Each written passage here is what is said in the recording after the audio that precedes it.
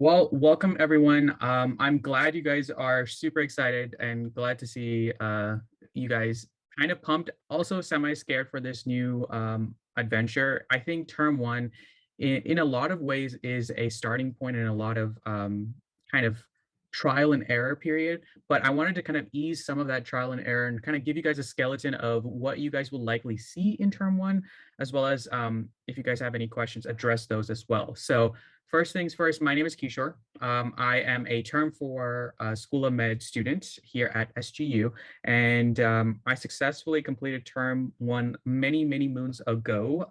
But a lot of the things that I have learned in term one will continue to be applicable as you move forward with your time here at SGU. Okay, so let's get this started. Let me go to the next screen. Here's the TPLG is one of the groups that I run. There are others who also run it, so just be aware. And I'll give you guys the link to that group in a hot second. There it is. And if you guys want to join the group and we have access to some wonderful resources, it's all there for you guys to utilize. Feel free to message any of the admin team for any sort of advice and support.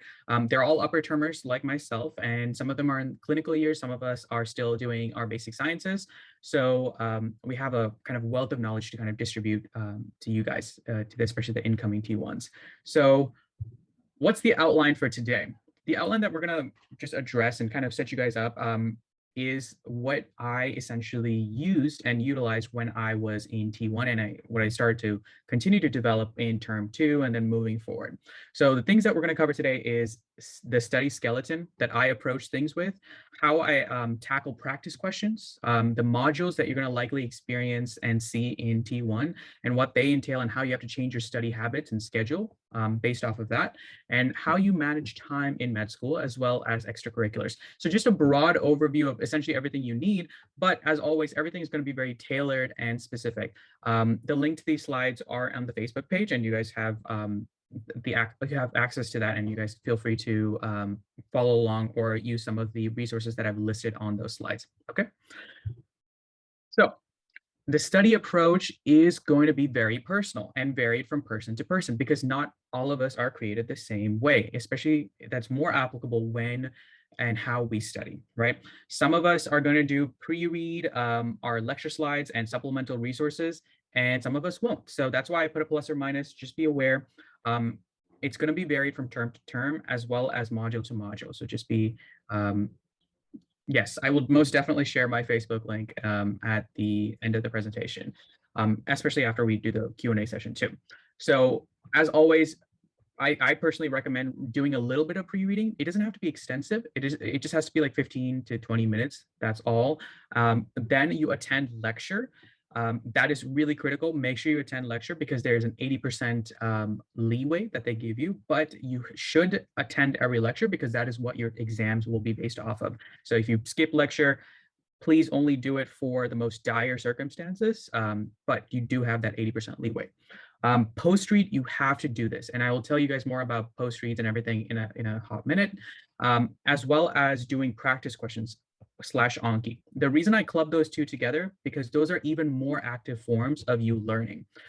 Practice questions really take everything that you've essentially put in as a knowledge point and now actively recalls it. So same thing with Anki. You have a whole bunch of things that you just finished reading and you need to make sure that it's properly situated in your brain. And then the ability to recall it is going to be essential for this. The next thing is, of course, prepping for small group. So for folks who don't know what small group is and haven't taken a full peek at their schedule yet, small groups are essentially scheduled activities where you attend with a small group of folks within your term, and you guys will discuss everything from ethics to physiology, pathology if you're in upper terms, histology, as well as some of the physical examinations for folks who are staying online. So important to know, things are going to be a little bit varied because our school is transitioning over to a hybrid system. Some of us are going to be online, some of us aren't. So just be aware of that. Important thing is to make sure that you guys prep for these, because in the process of you prepping for this, it helps a lot and reinforce the things that you're learning from the DLAs and the lectures. I'm going to explain a little bit more about the DLAs in a few. Okay. Weekend review sessions slash group post reads are great. They're fantastic because it takes what you do at small group and depressurizes it and helps facilitate learning even more. So sometimes I will just get together with a group of folks who I study with, and they and myself will just run through the slides, or we do practice questions together. So it's often helpful to not only motivate you for folks who are staying online, but also to keep you kind of focused on what is important. Because oftentimes, just like I said, our approach to studying is very personal. Some folks might have very like unique, let's say mnemonics or tactics to approach a topic. So just be aware that it's a good thing to have group post reads, but they do take some time. So just be aware of that and schedule it appropriately. As always, the key is not to fall behind, because remember, with this material, it is a constant onslaught of information being thrown at you.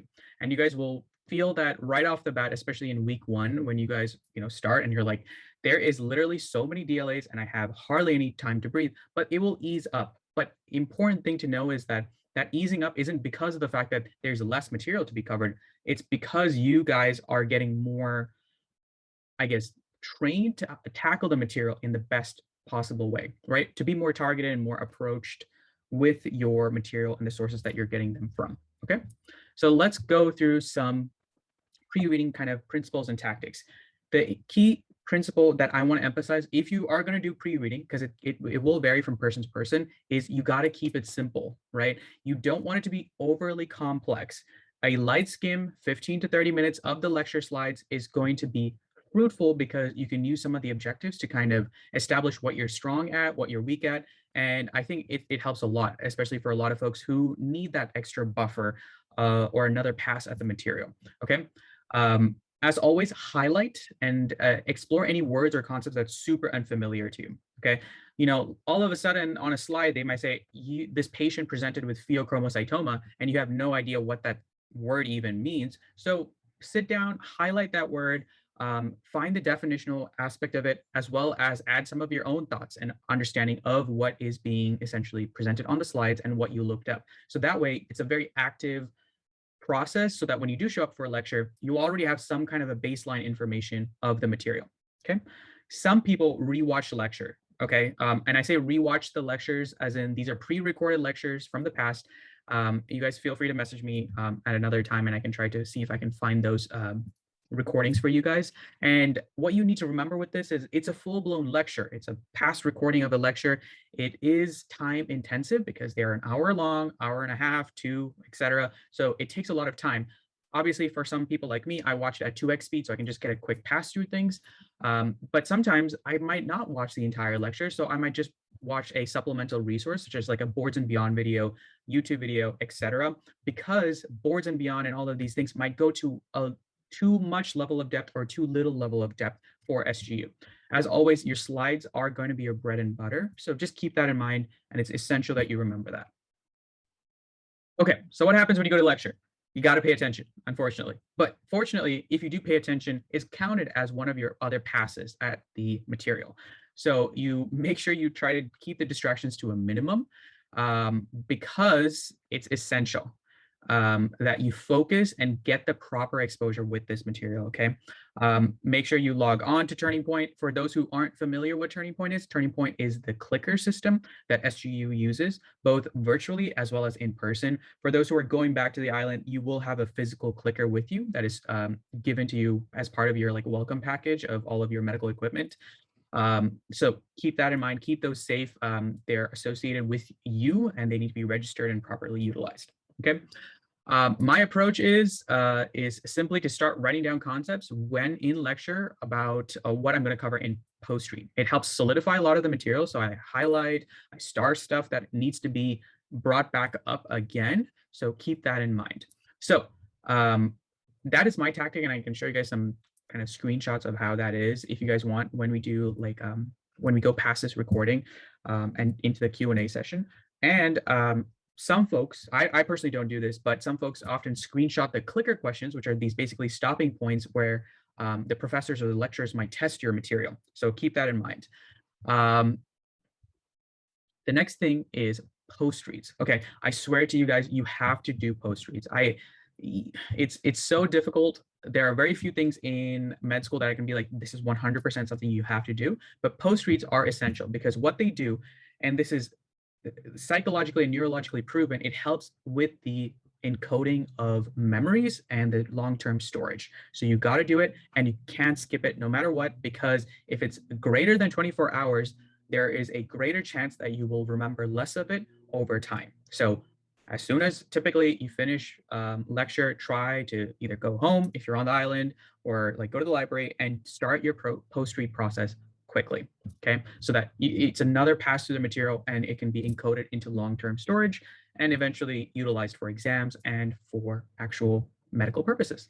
Okay, review the slides, write down anything that you have and condense it into something that is workable. A lot of folks love to whiteboard. I personally am a kind of a hybrid in this kind of aspect, so I will sometimes whiteboard certain things that I find difficult. And most often when I am going through the lectures, I verbalize things a lot. The next thing I tend to do is during my post reads, and this is kind of varied and I take it day by day, I add the DLA materials that I want to complete with my post read or my pre-read. Sometimes the lecturers would prefer you to pre-read a DLA, and that is critical because that is another way of setting you up to tackle the material that's shown during the actual lecture. Now, how is a typical post-read time supposed to be? It should be 90 to 120 minutes per lecture. Important that you don't spend an egregious amount of time post-reading, because remember, at the end of the day, this is another pass at the material and not another lecture that you're attending. So keep it short, keep it succinct and very targeted when you're doing this, okay? As always, practice makes perfect. You gotta give this a try over and over again until you get it down to a very concise science, because more often than not, when you're starting off with med school, people will go well above the 120 minutes and they're just gonna be like, oh, shoot, I missed this. There's like, you get caught up with the little details and you might miss the big picture. That's always why I'm saying you got to give this a try consistently for a good chunk of time. As always, part of my post-reading process is active recall. So you got to do something that triggers your memories to be pulled out and utilized to a best possible extent. Example, Anki. Awesome, awesome program. I had a little session on it Wednesday. You can also do practice questions. It doesn't have to be a whole bunch, okay? It doesn't have to be like, I need to do 50 questions by the end of the day or I'm behind. It doesn't have to be like that. It's important that you do a sufficient level of questions, but it doesn't need to be egregious every day.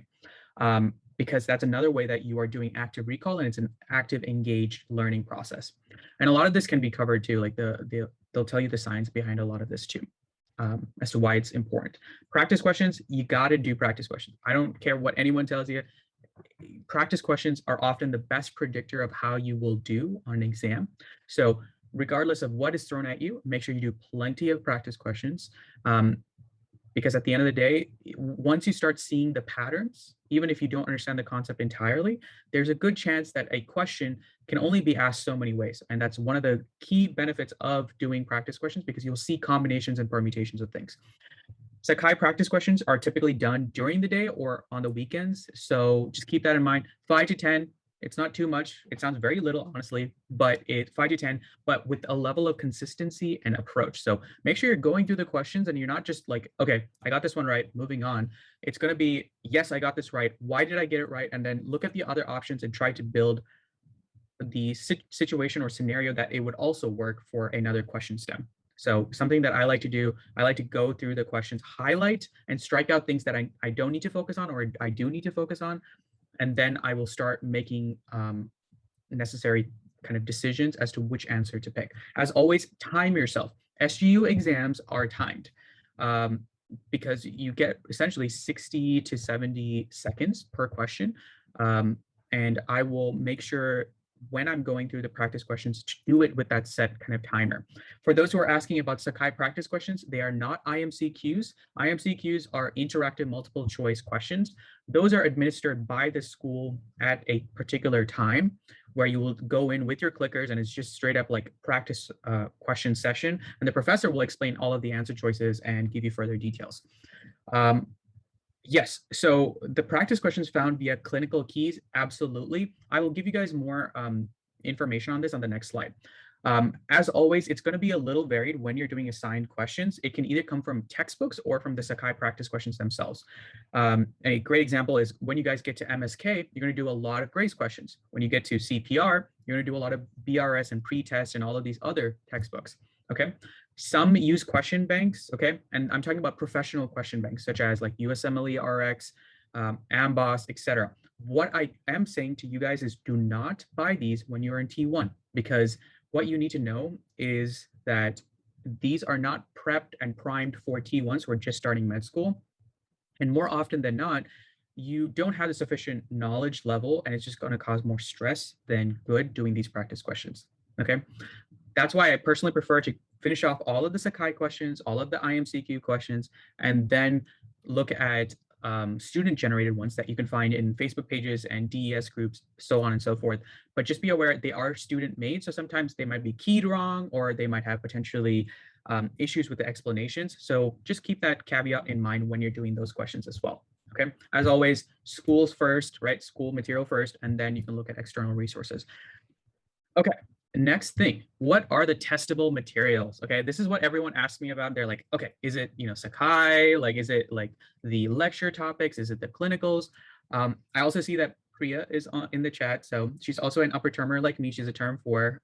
She's awesome, fantastic. Feel free to also ask her questions. She will give you guys awesome answers. What I do often for the testable materials is I highlight and star the exceptions and the differences. A good chunk of time, when you see something common, it's common. You will know it. But the problem is to distinguish something from something that's very similar. They are going to always prefer to give a difference or an exception as compared to something that's common. Okay, so keep that in mind when you guys are actually doing either your lecture slides or doing your post reads. Some professors really like to emphasize certain topics. For example, you'll meet this awesome professor named Dr. Upadhyaya in term 1 and in term 2, and she will give you specific things to focus on for the biochemical pathways. And she will explicitly say that. So make sure you actually focus on those. They're not trying to trick you. They actually prefer you to know it very well. The next thing is to tie in the clinically relevant concepts together. You're going to start learning about, for example, cystic fibrosis. Yes. Oh my gosh. Yes. Cystic fibrosis. That's the one. They ask about like, you learn about like the chloride channel and stuff like that. And you maybe get like 1 or 2 questions and you get like this whole DLA on just cystic fibrosis. And I'm like, where are you now in the exam? So it's like a hit or miss with that one. But just know the basics for that and you guys will be fine.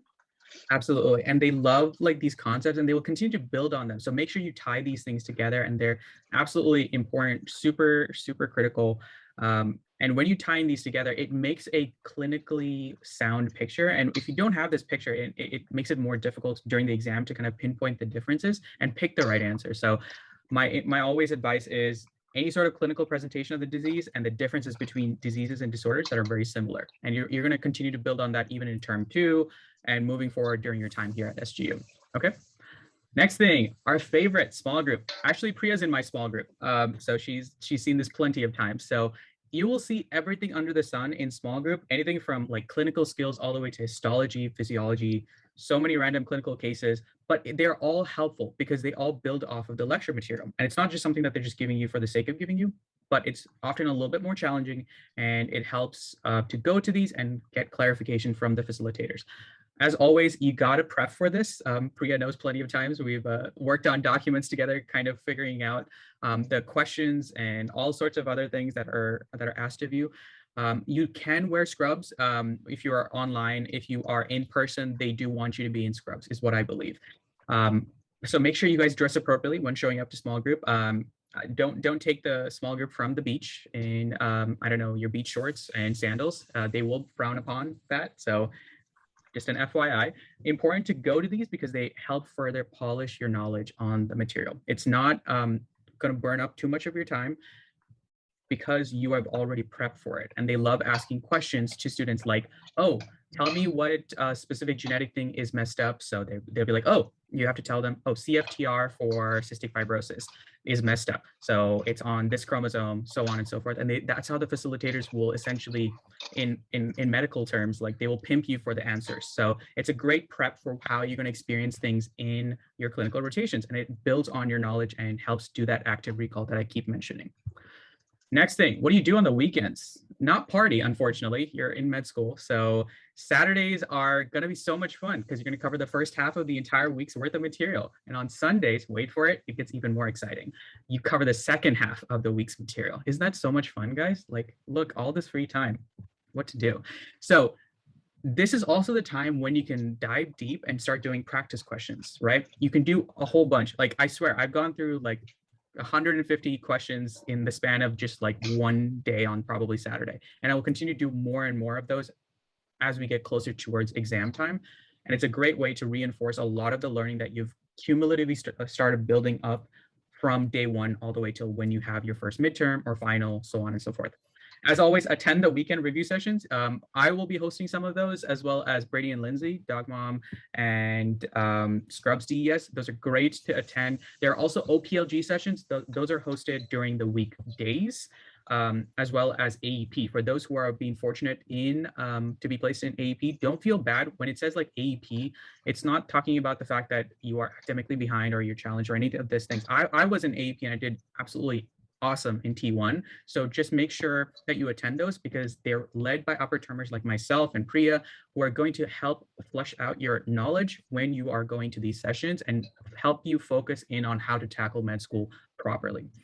Okay, as always, I love group studying and testing people. Priya knows this. I've literally messaged her practice questions for odd hours of the day, and she will respond back and she'll send me practice questions. And it's a great kind of approach to keep the material fresh and relevant, while also helping you think on the spot.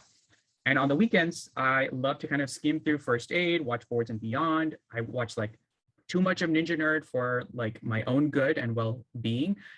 So just keep that in mind that it's really helpful resources already out there. As always, do the weekly quizzes. These are worth your participation points and they are a bit challenging. And sometimes you'll feel dejected about not doing amazing on these, but they help identify the weak points and establish what you need to study moving forward.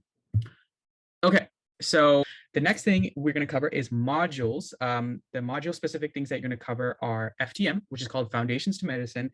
And what I like to think of it is essentially is a crash course through undergrad. It covers all of the essential tidbits, which is microbiology, cell biology, and sets you up for some of the pharmacology that you're going to likely experience further down the road. These include a lot of histology and things that are going to build on when you get to the upper terms. My approach with FTM is go a lot based off of the slides. Okay, it should be the slides first and everything else after. As always, I didn't do that much pre-reading. I essentially covered a good chunk of FTM during break because a whole bunch of my friends sent me the slides that I needed to study. It's not postured, it's post-read, do questions, small group prep, as well as group studying and attend PLGs when you can. For MSK, I created a completely separate video. The link is attached to the PowerPoint slides. You can click on it and it will take you directly to that YouTube video. And it basically, MSK covers muscles, bones, vasculature, lymphatics, and a little bit of physiology as well. You don't need to get too in depth with it. It's basically anatomy heavy. And it's the first time you start to kind of sort of feel like a doctor, which is great. But what you do need to know now is that when you get to cardiopulmonary and renal, it's going to be physiology intensive. Less so of anatomy, but very physio intensive, whether you're learning about glomerular filtration rates, cardiopulmonary circuits and how that entire system works, how the blood flows, why it flows, how it at the local site, it shuts down in order for to get more supply to the core of your body. There's all sorts of things based off of conditions. And I really like to paint CPR into a picture rather than study it in a very isolated manner. And there's advice on that as well. And if you click on that link, it'll take you to that YouTube video with all of the CPR specific advice and the slides you need and resources to utilize. Okay, key thing, time management. As always, make a schedule, whether folks do it on the daily basis, weekly basis, or monthly basis. Kudos to people who are doing monthly, because I have no idea how you guys do that. But daily is what I typically go off of. I create a checklist and I just follow it through and through and try to make sure I complete the tasks that I need to for that day. The next thing is keep it modifiable. So not every day is going to be the same. It's going to switch up. Sometimes you're going to cover more, sometimes you're going to cover less, some things you're more familiar with. So as always, set some goals and assign some tasks that you can just complete so that you feel like you've accomplished what you need to do for that day. As always, factor in the basic things: showering, eating, cooking, whatever you have to do to stay alive and thriving. You got to do it. So make sure you do that. As always, keep it flexible. So don't keep it too strict. Like, you don't add too many things from like 5 a.m. in the morning all the way to like 10 a.m. at night. Keep it decent and open so that you don't have to be burnt out by the end of the term. That's my general advice for time management. I'm happy to address any questions you guys might have about it, what I specifically do to kind of de-stress once in a while, but we'll get to that later. As always, extracurriculars, it makes school more dynamic and fun. So, sometimes if you're doing this thing, Zoom School of Med online, there's a lot of like in this own isolated bubble you're working with. This is not the case on the island. Everything is so much more dynamic and everyone's interacting with each other. So there's a sense of community. And to artificially build that, I still suggest you guys get involved. But it's okay not to be involved in T1, because T1 is a lot of trial and error, and you're still figuring out what to do and how to approach things. So just keep that in mind. And if you do and are interested, join some clubs. Maybe you want to join internal med clubs and you just want to experience what's out there. Go to emergency med or like surgical club, or do something fun. There's like scuba diving club that's on campus. Like, there's so many cool things that you can do and explore and have fun with. If you are a politically minded folk like myself and Priya, get involved with SGA, become a class rep or a class coordinator, or even run for an e-board position. For the executive board members, you have to be in term 2 to apply for it. So just keep that in mind, but you can definitely become a rep and a class coordinator. So just throwing that out there. For term 2, I highly recommend, because for one specific reason, to do AEP and OPLG, which is to prep for BSCE, which is just this giant exam that's kind of like step 1 light, because you haven't covered enough of it to be tested. So just keep that in mind. That's something you get to look forward to, and hopefully run like Priya and myself, who have done OPLGs before. It's really helpful and it's helped us a lot kind of keep the material fresh too. As always, you can get involved with the Honor Society. There's Honor Society as well as IEA. Brady, who's the president of IEA this kind of academic year, he will tell you more about it during the Q&A session that they're holding on Sunday. So just keep that in mind. But it's a great opportunity to further bolster your CV and your resume, and also show that you are academically minded as well as very sociable, because it is a great society to be part of, and there's a lot of cool benefits that comes with it. Potentially get involved with research. I would say hold off on this until you feel more comfortable in terms of academically, but research in and on the island is so much more different than what you can do virtually. So just keep that in mind, and don't be too stressed out if you're not doing research right off the bat in term 1. What else? Anything else? No, we're gonna do the Q&A. Okay. Let me open the chat because I see there's a whole bunch of red bubbles. Any questions, guys? Feel free to unmute yourself and ask me. Although I'm off video, I will try to explain it with as much energy and enthusiasm as possible. Hi, Kishore. Just a quick question, I guess, to start off. You said that for the pre-reading, to do roughly 10 to 15 minutes. So that's, I mean, to me, that sounds really short. So I was wondering what sorts of things we should be looking out for. Is it just to get the gist of the lecture? Should we even attempt to do more in-depth reading, like spend half an hour per lecture? Like, what kinds of things are you looking for during that 10 to 15 minutes of pre-reading? I wouldn't, did I say 10 to 15 minutes? I think it's like 15 to 20 is like roughly the amount that you do per lecture. So if you factor in 20, it's like roughly 40 minutes you're spending for both lectures. I personally wouldn't do anything beyond that, because you are trying to just get the gist of things. You don't want to get caught up with the specific details, because one, you might not know what the lecturer is going to be presenting if you aren't watching the lectures ahead of time. And two, you want to make sure you get the specific like things that you might not know or aren't comfortable with out of the way, so that when you do show up for a lecture, you have a kind of a good solid foundation to kind of start building what the lecturer is talking about and the specific details that they mention. Okay, did that help? Yeah, sounds good. Thank you so much. Yeah, no problem. Any other questions? Feel free to unmute yourself and ask away. You can also ask Priya too. She's awesome too. She has a whole bunch of knowledge and wisdom to bestow upon y'all too, instead of just myself. You're doing great, Kishore. Don't worry. You're doing great. Thanks, Priya. I have a question. Go for it. Okay. My question is, I'm wondering, do you have any link that has the kind of the board and beyond videos that we can you can share with us But I think something you mentioned about the board and beyond. So there's any link that one can use to like some of the videos, and for the time being until one able to invest in it, that would be nice.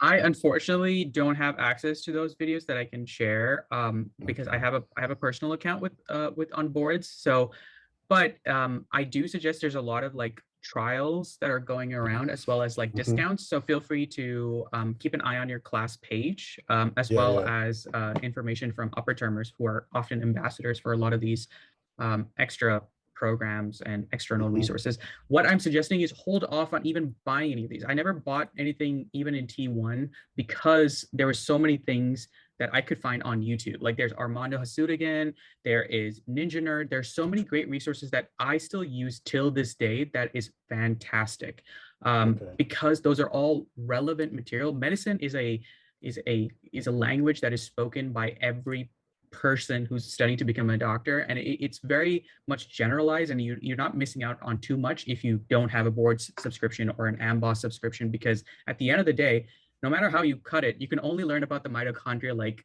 2 ways, maybe 2 or 3 ways tops. At the end of the day, there's plenty of external resources that can help flush out this knowledge. I got you. Yeah.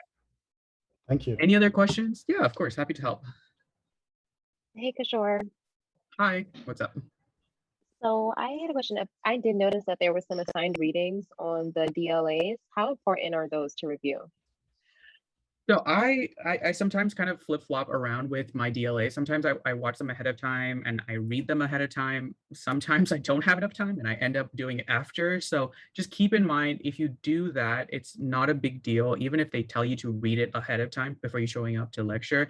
Obviously, the preference is going to be given if you can do it ahead of time because you kind of have a more knowledge base kind of walking into lecture, but it's not the worst thing that could happen to you if you don't show up to lecture having read the material. Okay, just keep that in mind. The readings are important and they will continue to build on it. Yes, okay, yes, I will share more details moving forward. Okay, and do you, when you like do the assigned readings, like do you just read through them or do you like annotate while you're reading or like take notes? I am a very lazy person, and I often don't like to sit and read the whole darn thing by myself because it's a very slow manual process. What I tend to do is I use an online kind of system where I literally throw the slides or documents into this text-to-speech reader, and from there they share essentially all of the text into a speech format, and I can listen to it at 2x speed. Gotcha. So that's my little cheat sheet of like skipping around actually reading it. But in the process of reading or listening to it, I also go in and sometimes annotate to keep things kind of like engaged and focused. Kishore, I have a quick question. Did you read do you mean the DLA slides that you read or like the assigned readings that they post like on the beginning of the slides? Oh, the assigned reading. Okay. Those I read via the listening thing. And for the actual DLAs, I just like read through them like traditionally because like the slides are kind of weird that they don't get properly formatted for it to be read. So those I just read by myself. Thank you for clarifying that. Any other questions? Oh, selectives. Yeah, don't worry about selectives, guys. Those are going to be more specific to T2s, and folks who are going to the island, there are going to be a lot more selectives available to you. There are way more cool ones than just like Tai Chi and meditation and yoga. Like, trust me, SU has great selectives. The ones we had to do online were very limited. But when you guys and if you guys get to the island, it's great. You're gonna have a lot more option. Any other questions, comments, concerns, deep-seated fears? I have another one. Yes, go for it. So I was reading that how while we are taking the exams via Exemplify, that we're not allowed to speak out loud. Yes. Because I like talk to myself, like, is that not even allowed to like maybe read the questions out loud, or just maybe in our heads is the only thing that we can do? Yeah, unfortunately, you cannot verbalize anything during the exam monitoring process because you will get flagged, unfortunately. But you can, mentally read it and try your level best not to get caught up with reading it out loud. Because I know I'm the same way. I completely I sympathize with it 100%, but it's one of those things that's kind of like if you're online that they just kind of keep it for security reasons. So of course, academic integrity reasons as well, but like it helps. Also, you're not allowed during board exams to speak it out loud either. So it's a great prep for future. Just saying, I know it sucks, but it will help you out in the long run, I promise. Just to All add right, to thank that, you. Go for it, Priya. just to add to what Anjali was saying, I don't know if it'll help, but I same way I like to verbalize, but there's like a highlighter tool, so you know, like that's been helpful for me rather than like, you know, because we can't speak, so I use that highlighter tool to the best like you can, because that helps with like pointing out like, you know, maybe like things that they're asking the questions and all, so that's helped me. One quick question, or like I guess a follow-up to the exam process. So for example, I know we can get flagged for noises and stuff like that, but like I'm studying online from home. So say a garbage truck passes by and makes like a really loud noise while I'm, you know, doing my exam. Is that something that could, I mean, it's a noise, so it potentially get caught, and I could be flagged for that? Okay, so that's they're very like they give a lot of leeway on that. Even if you do get flagged, there's like a review process that they do internally. There's like a lot of different components to it. So I can't like say definitively that it like would be problematic, but at the end of the day, like what I'm always going to suggest is try to find like the most quietest room in your house possible. Try to like isolate yourself to the best of your abilities, and just, you know, try to get through the exam while keeping eye contact with the thing so that it doesn't think like, you know, someone else is in the room or some other sound is kind of giving something away.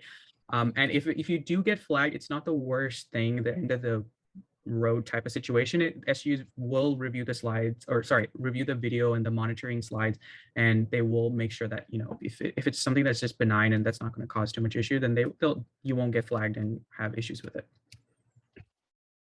Kind of piggybacking on what you just said. So like if there's an alarm, because I'm remote, there's an alarm that goes off every time a door's opened, like an outside door. So do they take that into account? Obviously, like if I'm not moving. Yeah, they do. I've even had like an awkward time when one of my parents just like popped into my room and it like gave me a mini heart attack. Yeah, I was gonna say. So like they're very considerate. They know like the situations aren't ideal when folks are taking these exams, because like in a typical sense, you'd be in a study hall, isolated in your own little cubicle, and like there'd be like minimized distractions from all around. So it's completely fine. They get it. It's not the worst deal to get flagged. Sweet, thank you. Yeah, no problem. Any other questions, comments, Yeah, concerns? just to maybe get into the formatting of the exam. How many questions can we expect per exam, and like how long are they? That detail, I am so sorry. I don't have like a concrete answer, because I know there is a exact number and then there are some experimental questions. They're going to review that with you during orientation, either in a video format or in person for those who are on the island. So I'm so sorry for not having a definitive answer to it, but they will give you the breakdown of how many questions are there for each of the exams, as well as not which ones are experimental, but which ones were removed. How many were removed? My apologies. I think there's Hi, like Kishore. 144 questions, I believe, or something like that. And I think 20 or 10 or 20 are experimental along those lines. But for first exam, it's like 136, I believe. And then I think 10 experimental. Yeah, because Priya brought up a good point. Like you also get cumulative questions, so that's why like the first exam is like worth a little less. I also think it's a great way to figure out what works for you in term one, because there's a lot of trial and error, and if you don't really know, now you know based off of your first exam score, and it hasn't dented your grade too much, so you can kind of improve from there. Okay, sounds good. Yeah. Next question. Any questions? My question is, the weekly quizzes we do every weekend, are they graded or just like keeping us on track? Oh, those are participation points purely. You do have to complete them through and through. So you got to make sure you submit the file, and the recording and everything gets posted and all those things. But don't worry if you like miss one, or if you miss like all of them. As long as you did it, you get participation. Okay. Do all those quizzes, guys. It's really great, because sometimes I download those and I just do practice questions during the exam, or before, not during the exam, yikes, before the exam as a great prep, because those questions tend to be a little harder and a little bit more kind of complex and complexly worded. So it's great to have that extra set of practice questions that are official from the school. Any other questions? Also, thank you for whoever shared that slides for today. I was going to do that. I am kind of having internet issues, but thank you so much. Just another question, Kishore, you mentioned how they are cumulative exams. So does that mean that once we finish our first block exam, we will still have this material to know for the FTM2, like the second exam? Yeah, so it's not going to be a whole bunch of questions. They're just going to be like core concepts. Like, for example, like cystic fibrosis. They just love throwing that in for like no darn reason in every module. And it's just a cumulative question. It's just like, they're like, oh, like you just finished learning about, I don't know, like muscarinic agonists. Here's a one random question on cystic fibrosis and what gene is messed up there. So they love to do that. It's like 10 questions. Some folks spend a lot of time reviewing for it. I personally didn't, because one of the problems that I have is I suck at short-term memory, but I'm great at long-term memory. So I have good long-term memories, but I always take a stressor on keep making sure that I study to a sufficient level on the current material that is being taught. So I didn't spend too much time reviewing for them, but you will be tested to a certain degree on cumulative information from module to module. So it will compound. For example, you will have some topics or concepts that are tested from in MSK that are going to be coming back again for CPR, so on and so forth. Thank you so much. Yep, no problem. Any others? If not, I can go ahead and end the meeting. You guys can also feel free to message me too. Of course, you guys are welcome. Happy to have you guys here and pursuing this novel practice of medicine. Learning it is a stress, but one day you guys are gonna do great. Let me go ahead and stop the recording.